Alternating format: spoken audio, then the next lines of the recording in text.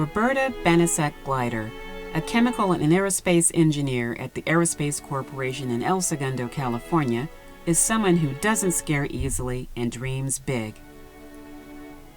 Born and raised in Chicago, Illinois, Roberta attended a Sisters of Mercy all-girls high school. It was at Sisters of Mercy that she first ran into the prejudice against women in engineering roles that would impact the course of her career and her life. A superlative student, Roberta qualified for a full scholarship at Purdue University, but her high school principal refused to sign the paperwork, insisting that women did not study engineering.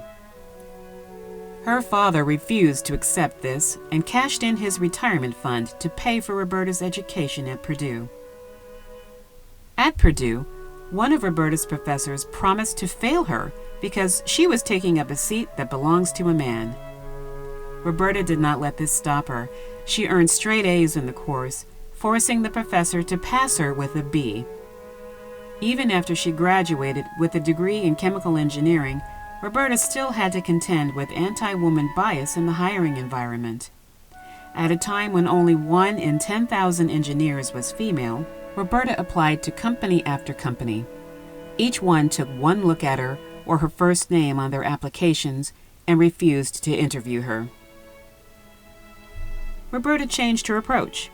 If she couldn't be the engineer she wanted to be, she was going to make certain that no woman who followed her would have the same problems. She determined to attack the problem at its source, at the pre-college level. For the next 20 years, while raising her family, Roberta actively advocated improved math and science education for girls, introducing her community to the concept of women in engineering. In 20 years, a lot can change. In 1980, Roberta participated in a National Science Foundation certificate program for re-entrant women engineers. This led to her finally being acknowledged as a qualified engineer and her first professional employment as an engineer at the Aerospace Corporation. Roberta finally realized her engineering dream with a rich, fulfilling career at Aerospace, working on a wide variety of space systems. Her efforts have been continually recognized with commendations and awards for exceptional execution and leadership. Achieving a Master of Science degree in Technical Systems Management from the University of Southern California along the way, Roberta has pursued 2 careers, one as an aerospace engineer and a second as teacher, mentor, and champion of the nation's young people, encouraging them to pursue studies in engineering and technology. She regularly works with students at all levels, bringing them into contact with business, motivating both sides to continue to pursue the resulting relationships. She works tirelessly with U.S. First Robotics, eWeek's Future City Design Competition, and the Junior Engineering Technical Society to expose middle and high school students to the advantages of studying the STEM disciplines. In 2001, Roberta co-founded the Global Institute for Technology and Engineering, a nonprofit educational public service organization dedicated to elevating the status of women in the international technology and engineering workforce.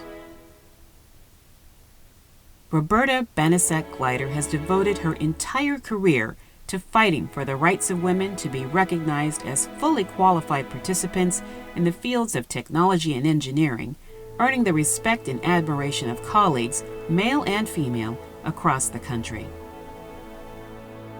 It was never in my plans to be an advocate. I just wanted to go to college, get my degree, and have an interesting, fulfilling career as an engineer. But when they told me I couldn't, just because I was a woman, I just couldn't let that go. There's no justifiable reason for that. And I found myself on the path to advocacy. So I moved on.